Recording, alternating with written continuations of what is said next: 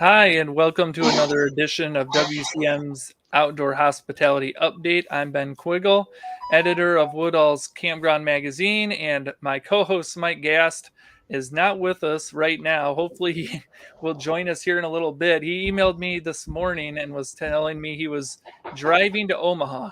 So hopefully the drive is going well, and hopefully he'll find a spot here to join us. I know he's been in the mainland for the last week or so visiting family, and for those who don't know, he's spending the last 2.5 years in Hawaii. So I think he's enjoying just being back around people he knows. I know he was in Billings, Montana for a little while last week, which a former vice president of communications at Campgrounds of America, that's where they're based. So I imagine he's having a fun time visiting friends and family. But joining me today is Margaret Bailey, and she's senior vice president of CHM Government Services.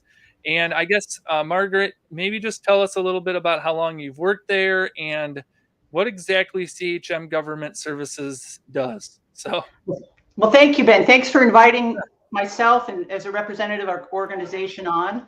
I can't really say enough about what a great job you do in keeping everyone apprised of everything in the campground industry. So thank you for all your newsletters and your efforts in these shows. So they really do keep the pulse of things. So thanks. Well, thanks. So yeah, CHM Government Services has been around for about 15 years. We are a consulting firm based out of Ipswich, Massachusetts, North Shore of Boston.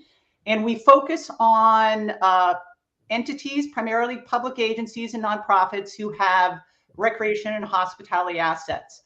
The focus typically is market analysis, financial analysis, investment analysis, and general research. Yeah. And we've been doing that for, as I said, about 15 years. So that means we've looked at recreation and overnight accommodations, such as the campground industry, in county parks, in state parks, on DOD land, and even in the national parks, Forest Service, et cetera. So there's probably not a public land agency that we haven't had some sort of work with over the course of the last 15 years. Yeah, and you guys just recently conducted a survey with the RV Industry Association, a report. I guess just dive a little bit into, the process of putting that together and working with RVIA, I guess. Yeah, so that came about actually kind of as a result of some work that we had done with the Park Service. Yeah. Just kind of go backwards before I go forward, if I can. Yep. In 2018, the Park Service wanted to get an understanding of what was going on in the campground industry. So our firm was asked to help do a kind of macro overview of the industry. And what was really great about that was that it helped us put together kind of an understanding for really the Park Service, but then it expanded over to the other agencies of what were the drivers. And as a result of that, a big part of that was gathering data from the existing federal agencies on camping and their supply. And so when RVIA saw that report, they were like, these guys, are a potential candidate for this study. And they put an RFP out, which we responded to. And as a result, we were selected to help them with that campground market analysis. And as you indicated, it was as you talked about on in some of your other past articles, it was the first time that there had ever been a gathering of the data for the campground supply. And that was both of the private and the public. And one of the hardest things to do, quite frankly, was to start out and define what we wanted to measure. Because, when we talk about, there's a difference between, where people are camping and what is a campground. And as the KOA North American Camping Report will tell you, about 30% of the camping demand is actually not occurring in what one might call a formal campground. It's occurring in, parking lots, dispersed camping, at the large aggregated, the hip camps, the Harvest Host, and those are all campsites, but they're really not necessarily campgrounds.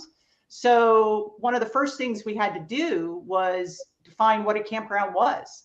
And we looked at the camping data and figured out that, really campgrounds were where about 70% of the camping occurs. And basically, there really was two sides of the stool that we developed. The private campground data came from a sample of a survey, and we put that together. And then with our colleagues SOM out of Canada. And then the public sector campground data literally came from every federal agency, 50 states, and a compilation of data that's existed at the county and the city level. I'm not a data person, so I'm glad I'm not the one who had to sort through all of that. But did one person do it, or did you guys have a whole team of people? We had multiple people. We had multiple. Well, our other key partner on the project was a firm called Data Crunch, and they were literally the aggregator of the data. But the interesting thing about that was, when we start trying to make sure that we measure things appropriately, there had to be a funnel.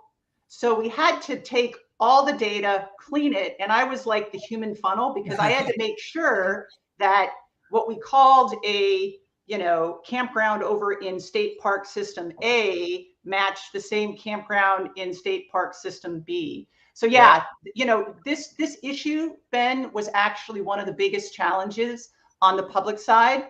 There's kind of a good news, bad news story. The good news is that the federal agencies have decided and have determined and created a federal campground standard that they are going to, ask the different agencies to use, so that there is a data standard. So that's good news. Within the state park system, it's kind of still disparate, because it's in part driven by the assets that exist on the ground in the state parks.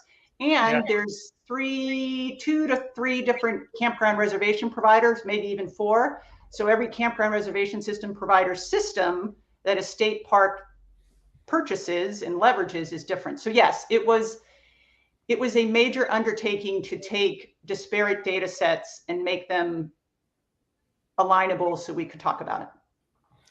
All right. I mean, you're in a position where you hear a lot of information. I know I hear a lot of different sides of different things. I guess, what is it when we're looking at the public sector, what, from the outside, I guess, what do you want people to understand about how the public sector kind of operates, I guess, from a campground? Well, I appreciate that question, because I think it is something that a lot of people don't understand. And, we've spent basically all our professional career working with public agencies. I think the first thing that folks maybe not understand is that everyone says, oh, the Park Service, the Forest Service, state parks, and they think they're these massive monoliths which are controlled by one person. And in essence, it's an aggregation of units who have responsibility, which means when we talk about, like, what should I do with my campground, it's literally a forest supervisor or a park service superintendent or a state director for BLM or a state park director who is making decisions. So that's the first point. It's very disparate industry, even though it's seen as a solid one. And that has ramifications. That means there is not necessarily a lot of centralized orchestration. Some of that's happening in the Park Service right now with the new campground office that they're setting up and going to hire a director for. But that's the first thing. The second thing is that a lot of most of the public campgrounds in the federal space are not managed by one person who wakes up every morning and says, how do I maximize my opportunity and serve my visitors? Most of the people who are responsible for public campgrounds in the federal space, it's like their third job. It's not their primary responsibility. In the state park system, they're typically it's a park manager who has oversight of the campgrounds. And so that means that it's not as sophisticated, and most people weren't trained to oversee the programs to understand what the campground business is about. And then I think the other thing the last two things I think are important to realize is that campgrounds are viewed as a recreational amenity in public places. They're not considered the destination of the park. So that means that, stewardship and preservation and things like that, visitor use and service is important, but usually that's secondary to the mission of preserve and protect, whether it's, or caring for the land and serving people.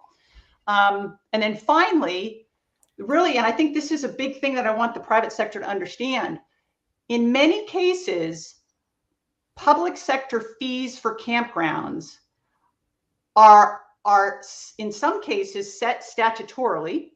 Yeah. And cannot be changed easily. No. And even the introduction of yield management is not something that can be done easily. So I know as we do work out in the public sector and go talk to the private sector providers, one of the concerns they always have is, well, the rates in the public sector are not really at market. And I usually have to agree with the private sector folks, but then it's hard to sometimes explain why that may be. So those are some things that I think would be important for the private sector to understand. Yeah, and we've actually done quite a few stories, at least in the past, not so much here recently, about the public fee structure. You'll see them pop up in your news feed where a national park or a state park wants to increase their rates, but they've got to go through this public comment period, and then after the public comment period, sometimes it has to go in front of a committee or whatever. There's a whole process, so it can actually take a year or two for some of these places to get the changes completed. And then some of them are only doing like $5 or $10, so by the end of the process I mean, maybe they beat inflation, so especially nowadays. Well, no, and I think you've described it very well. And I do think this is a place where the private campgrounds can actually assist the public campgrounds. Right now, our perception, and I don't know if it's reality, is that there's not a lot of communication between the public and the private campgrounds. And if we go back to what I just said about there's really not one person in charge of the campground in the agency, it's hard to find that person. Yeah. In most of these campgrounds, the public ones, there's campground hosts, and sometimes those are the same year to year. But there really is no reason why private sector campground providers can't at least become familiar with, try to develop a relationship with the park manager, the park superintendent, and the Forest Service supervisor, and just say, hey, next time you're going through a fee thing, please make sure you talk to me. I mean, there really is an opportunity to create better information flow between the parties. Yeah. I guess one of the big things that when I talk with park owners on the private side, they see all the investment going into the public sector nowadays, and there's actually talks in the private sector about how to get some of that investment when they're looking to expand parks and through grants and different things. But you're looking at all this money and you're thinking, wow, these public parks are going to really expand. They're going to add all these amenities. They could really compete with private parks, I guess. Is that the case? I know when you spoke with RVIA at a webinar a couple weeks ago, you were talking about how, that's not necessarily the case. They're spending a lot of the money just on existing infrastructure. Yeah, well, I think, Ben, the first thing that has to happen in situations like this is there has to be transparency. And as we talked about a little bit before this call, I'm going to go ahead and provide you both the links to the Park Service and the Department of Interior and the Forest Service's Great America Outdoors Act project pages, which profiles all the projects, what the money was for, et cetera, et cetera. So I'll make sure that you have those by the end. As we did analysis of the first two rounds of data for the Great America Outdoors Act, and I think we're already in the point where they're getting ready to submit maybe the fourth round. We did some work for the Outdoor Recreation Roundtable. And I would say the Park Service has kind of a different portfolio of what they're focusing on. Campgrounds aren't super high on the list of projects that they have. Forest Service probably has more than any other agency. And when we looked at the projects, we began to see a couple things. First and foremost, fixing water, sewer, and electric, upgrading water, sewer, and electric so that, it can function was a big part of a lot of these projects, as it needs to be, because in many cases, we're dealing with wastewater and electrical systems that are 30, at a minimum, 12 years old, because the last, investment was back in 2008. But in many cases, 30 years old. So you can't have a campground if your water and sewer system don't work. So a lot of the investments going into that. And if they are upgrading the campgrounds, we know for a fact that on the Park Service side, because of part of the National Park Service Campground Second Century thing, there was a campground design guide that folks are going to be required to look at that. And that was basically a extensive guide that industry was involved in. So that's the good news. And we think that the Forest Service is going to make sure that that is also available to their contractors. But the reason that's important is to understand is, if stuff is going to be upgraded, the sites are going to, after the infrastructure, sites are going to be the next issue. And if you think about it, and we're dealing with the public versus the private, when you take a site that was designed for a station wagon back in 1970 and try to upgrade it to even the smallest towable with a car, the dimensions of the site, you could basically take two sites and make one. So in my mind, when we start talking about renovations to campgrounds with GOA money, even once we move from the infrastructure to the site design, I actually think there's going to be a loss of sites, not an increase in number of sites. And then the last thing I'll say is that, if you look at the RVIA report, you'll notice that there aren't a lot of amenities in the public sector campgrounds. And so if somebody fixes a bathhouse with the money, that's where it's going to go. And so the idea of adding additional amenities beyond dump stations, water, and bathhouses is probably going to be where we're at. And quite frankly, the private sector should want that, because that means there's a better camping experience in the public, and then they'll be excited as in their second and third trip to have it as at a high quality private campground. Yeah, definitely. It all makes sense. And I have to imagine when they expand sites in these national or state parks, that's quite a process too, kind of like what we were talking about with the fee structure. I think anytime you deal with government entities, it's quite a process to do very much of anything.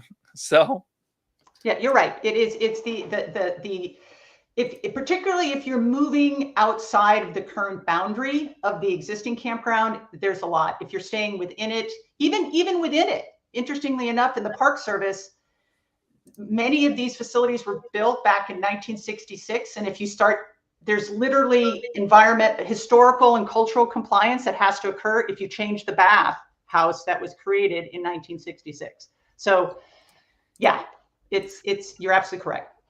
I know that we've been more, I think, on the state park side, we've been seeing some of these partnerships with like groups like Tenor, and some other companies like Timberline Glamping Company, where they're actually coming into some of these state parks and adding like glamping sites. And we've also seen some state parks and maybe some national parks add some glamping accommodations like yurts or tents. Do you see that happening more in the national park or state park system? Is that an area that you think is going to keep growing? I definitely think we're going to see a continuation of that in the state park system. You mentioned, you're actually in Michigan. Michigan State Parks has done some really innovative things with experimentation with alternative camping. They basically, gave portions of their campground over. So kudos to them. Mississippi and Alabama state parks Alabama for sure, and Mississippi is in the process of turning over a couple state parks to campground management and development companies in the case of, because there was no development money and operational money. So obviously those are going to bring some new opportunities. Tenter has made some great strides in picking up opportunities, as is Timberline. I think that the interesting thing in the public side is camping in state parks remains a significant revenue generator for the state park systems.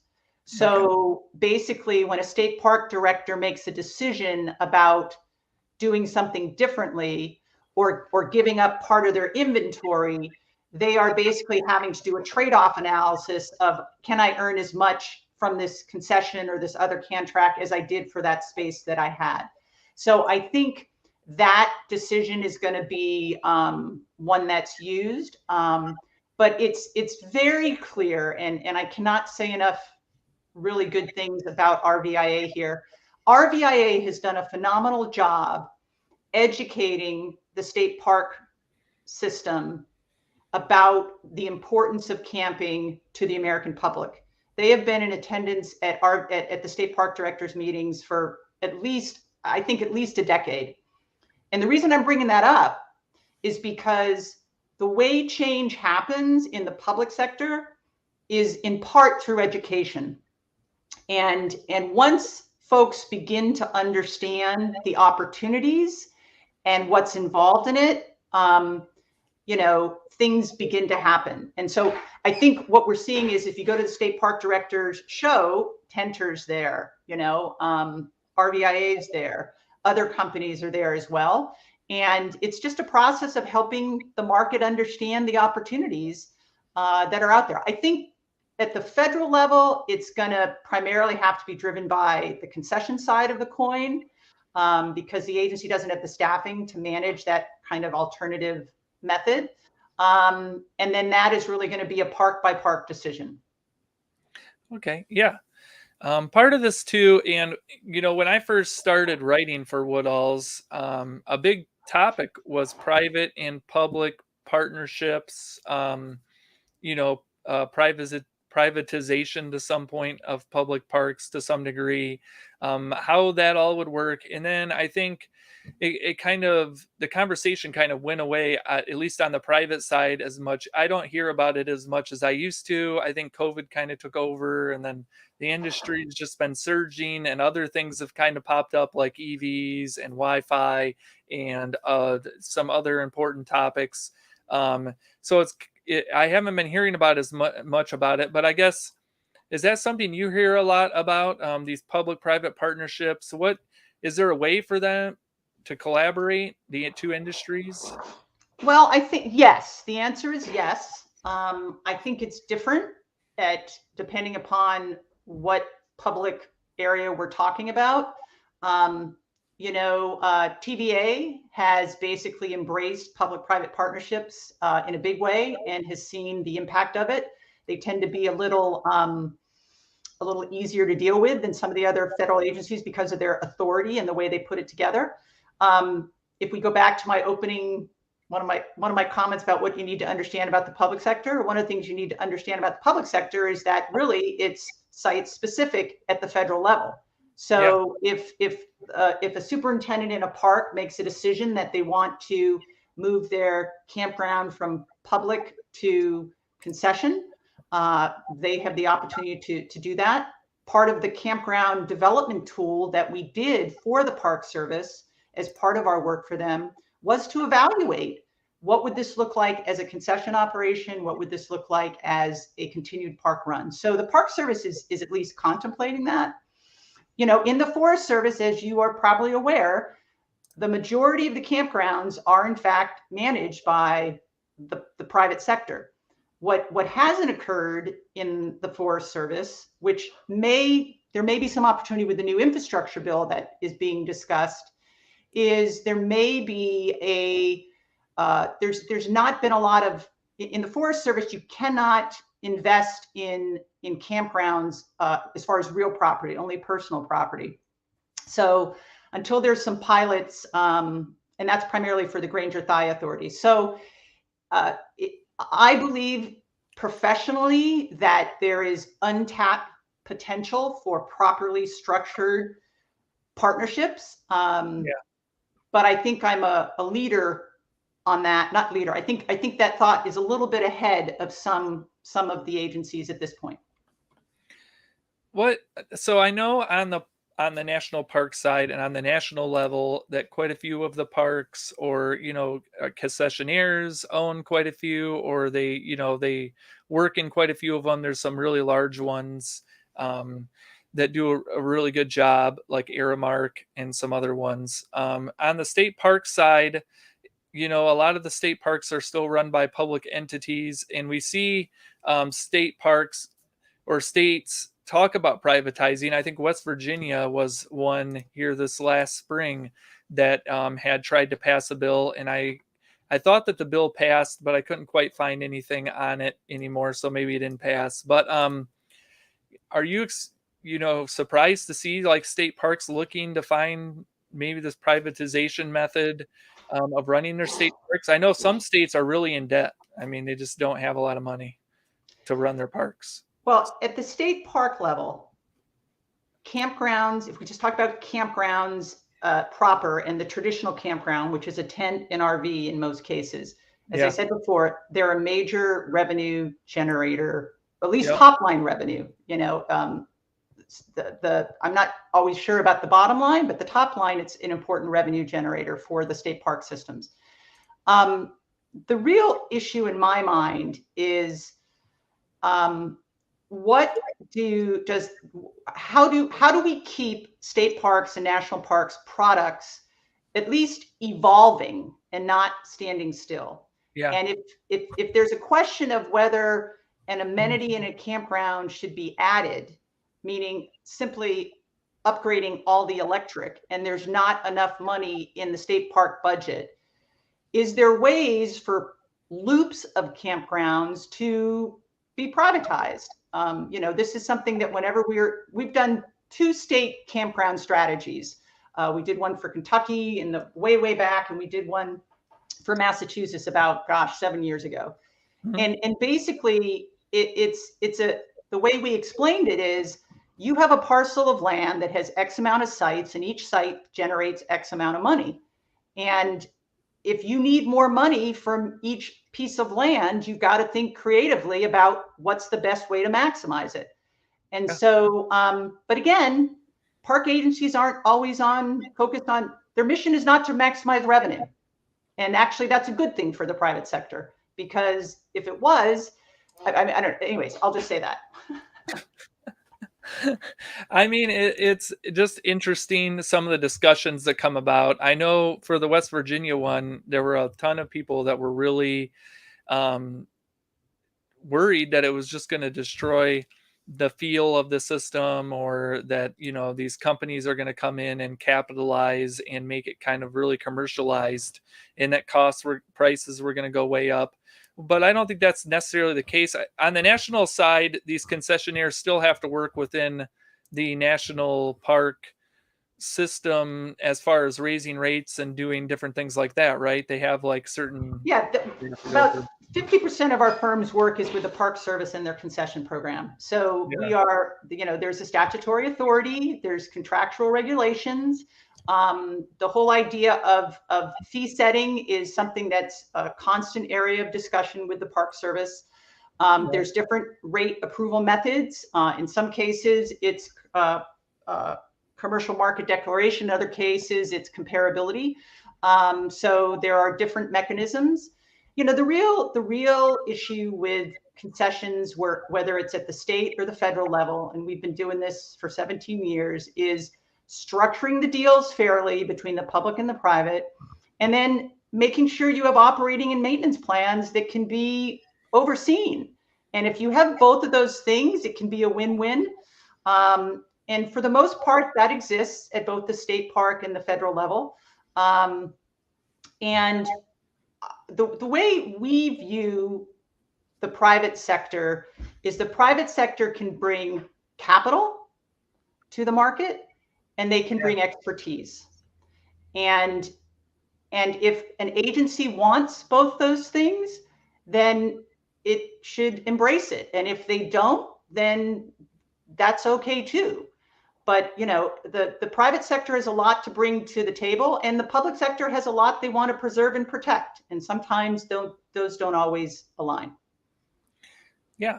So I guess looking to campground development, which it's just exploded. And I know even on the public side, I think I'm reading quite a few articles about state parks getting investments, obviously a lot on the infrastructure side, like we talked about a little bit ago. And some are even adding a few sites or expanding their current sites, but a lot of it's infrastructure work. I guess what do you think the public sector could do better as far as developing campgrounds and looking to the future, I guess? I think that the first thing the industry has to recognize and respect, and that's both the public and the private sector, is the role that the public sector provides for first-time campers, and ensure that the tent camping inventory is maintained at some level, because it's a very important place for people to get out and have their first experience. Yeah. Second, I would say that the work that the Park Service did on their design guidelines is absolutely critical, because they worked with the private sector to understand what is going on in the market, what are the amenities that are wanted. So if every procurement document for every campground renovation should have attached to it the scope of work, you must use this design guideline in your analysis. And that's going to solve size of sites. That's going to solve how to make sure the electricity is correct. It's going to improve the quality of a dump station.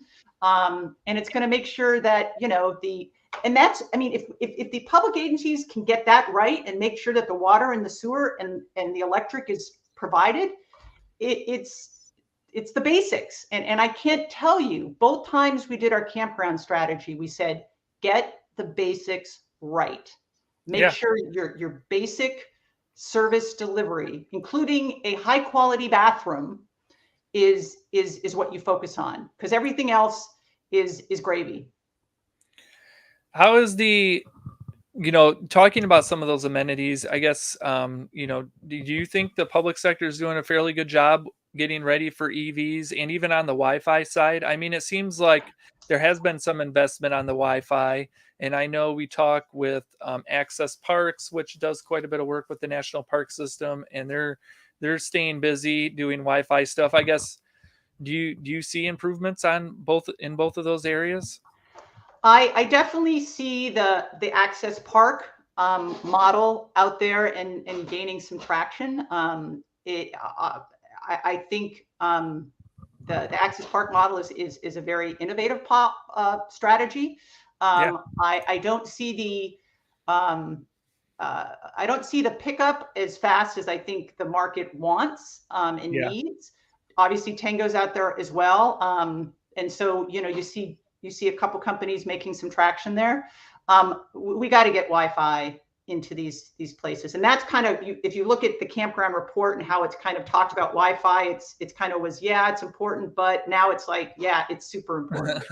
And then the EVs,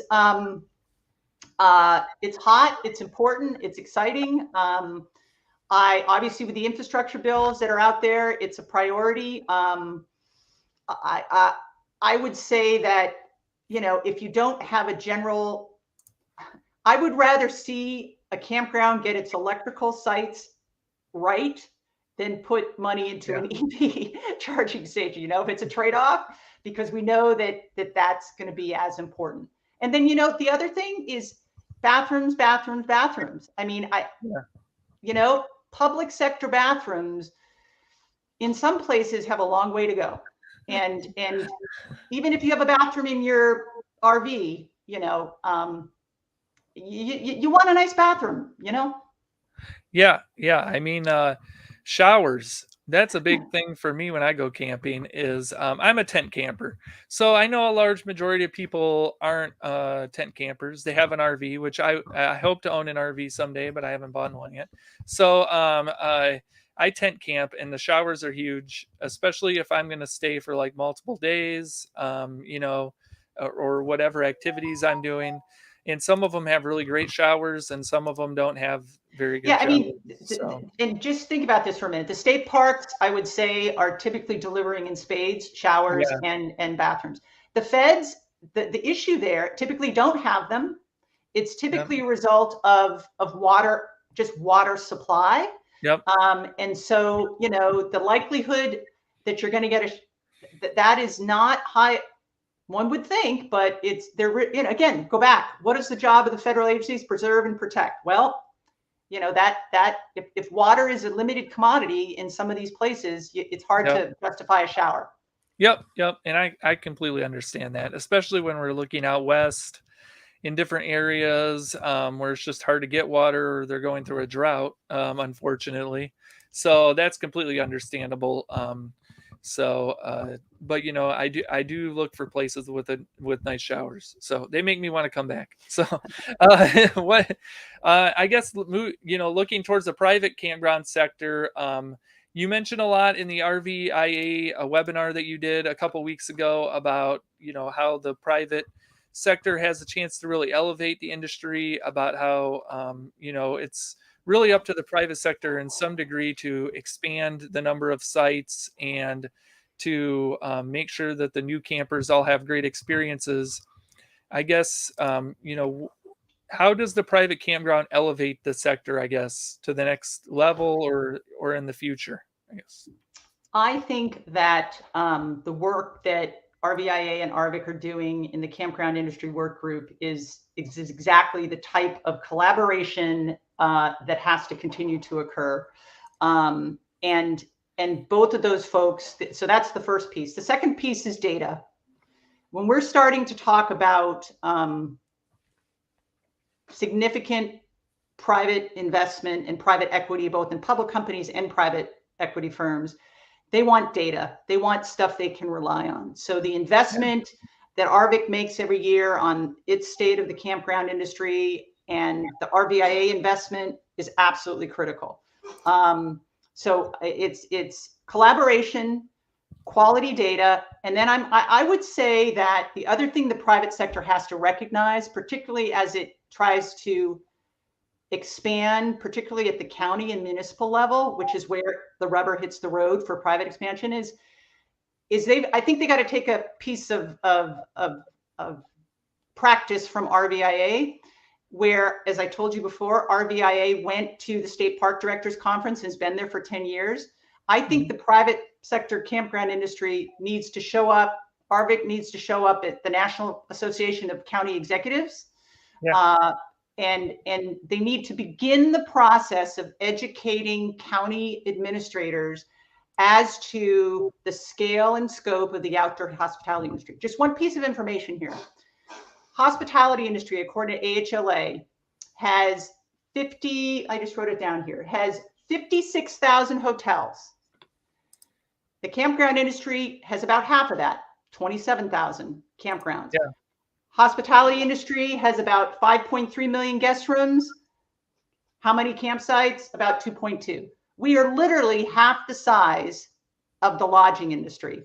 And yet we're at the campground industry, which is part of the outdoor hospitality industry. We don't talk about it enough. And I got to give Toby credit, because Toby and Jim Rogers before Toby kind of started talking about that. And I think the industry needs to pick it, continue that. So good data, collaboration, and education, I think, are three super important elements that the private sector can move forward on to help grow the industry. Overcrowding is like a huge topic right now, and I mean, we saw it here the last month or so in a lot of news stories have been talking about overcrowding again, and it's been a huge issue for like the last couple of years, if not more. And I guess, what is the industry doing enough? I mean, we see so much development going on. It just takes so long to develop campgrounds. I think Toby O'Rourke at KOA said it's 3 to 4 years, and it's expensive. I think it's about $50,000 a site now for a new build. So I mean, it just seems like maybe we're a little late to the game. Are we ever going to get to the point where there's enough sites for everyone? Well, there's two sides of that. One, when we did the RVIA study, we basically looked at the growth in camping participation and the estimated growth in the supply. So basically looked at comparing demand growth to supply growth, and supply is lagging, clearly. Yeah. So it is a reality, and so that is a reality, and that can only change if we get more speed and agility on the private side. And this is why I'm talking about the sooner the industry can get in front of, professional people who make these decisions at the county level, county commissioners, the better off you're going to be. The second thing is that the dispersed camping challenge right now is on the public land is another, just what I said, challenge. And I would be encouraging, if I was Queen Public Land Poobah for a day, I would be basically trying to make a real hard run at understanding and managing my dispersed camping situation, because I think that is, to me, that is a, public land are supposed to be steward, and this is a place where they're having challenges. And so I'm not sure this is a focus of a lot of the Great American Outdoors funding, because it's supposed to be fixing things that are broken. And I think we're having people show up where there was nobody before and there wasn't a dispersed campground. So I think that is part of the challenge as well. Yeah, definitely. I know on the private side, there's just a ton of campgrounds being built, but there's also a ton of RVers and campers and newbies, and it's just amazing what's been going on. I guess we're getting near the end here. I just wanted a few thoughts. Maybe, how do we retain these new RVers, campers? Is there a fear that even on the public side that maybe they'll go a few times and then just quit coming back? Or how does the public and private sector keep these campers coming back? Well, my degree is in hotel restaurant management. That's what I got my degree in many moons ago. And at the end of the day, it's treating people and taking care of people when they show up at your place. It's called hospitality. And it's hard to do that when you have a whole bunch of people who've never been to your place before. It's hard to do that when you don't have enough people in your campgrounds to do it. So this is as much as we want technology to solve a lot of our problems, and in many cases, reservation systems, better education through technology and communication is there. But at the end of the day, this is a people business, and you got to find the right people to take care of the people who want to come and be at your place, because what do they want when they get there? They want an experience. That's why they're coming. They're coming to remember something. So that's not a silver bullet.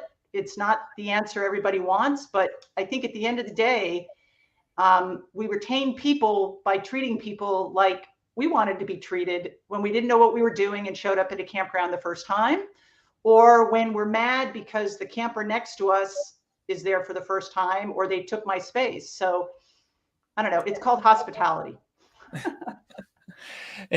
I mean, and it also seems like this COVID pandemic has really brought, like I know RVIA, RVIC together, state associations are working pretty well together, and with RVIA and RVIC, it seems like the industry's definitely working together better than it has in the past. And even on the public side, it just seems like the private side of things has kind of recognizing the public parks role, and maybe there's more collaboration in the future. I guess, are you hopeful that the public and private side can just do more down the road and kind of grow off each other? I think that the sooner, it's two-sided street. I think the sooner the public sector can recognize the value proposition of the private sector, the better off we are. And I think the sooner the private sector can understand some of the challenges and the limitations of the public sector, the better off we are. So I think it's a bridge that both people have to walk towards and meet in the middle. Yeah, I know when I talk to park owners, there's definitely a little bit of tension about public funding for parks. And I know some communities are doing the transient taxes and different things. But it just appears, the national and state parks definitely attract campers. They offer a ton of things to do, and they all can't camp in the public parks. They have to camp other places too. There's just not enough room. And so it just kind of seems like we all benefit, and hopefully we can continue to work together. So couldn't have said it better myself, Ben. Great closing comment. I know. Well, it's been great talking with you, Margaret. And unfortunately, Mike never showed up. So hopefully he made it to Omaha. They have great steaks there, so maybe he's enjoying a steak. I don't know if he eats steak or not. So I don't know if they have a lot of steak in Hawaii. I guess I should ask him sometime. Yeah, that's it. I think they have huli chicken. So that's supposed to be the big thing in Hawaii. I used to live in Hawaii as a kid, so that was the big thing there. Yeah, they probably stay away from the larger land mammals. So there's not enough land. So, but it was great talking with you, and hopefully you get to enjoy the rest of the week. And just thanks for all your insights. Thank you very much. I appreciate you having us on. Thanks a lot. Yeah. Bye-bye. Thanks. Have a great day.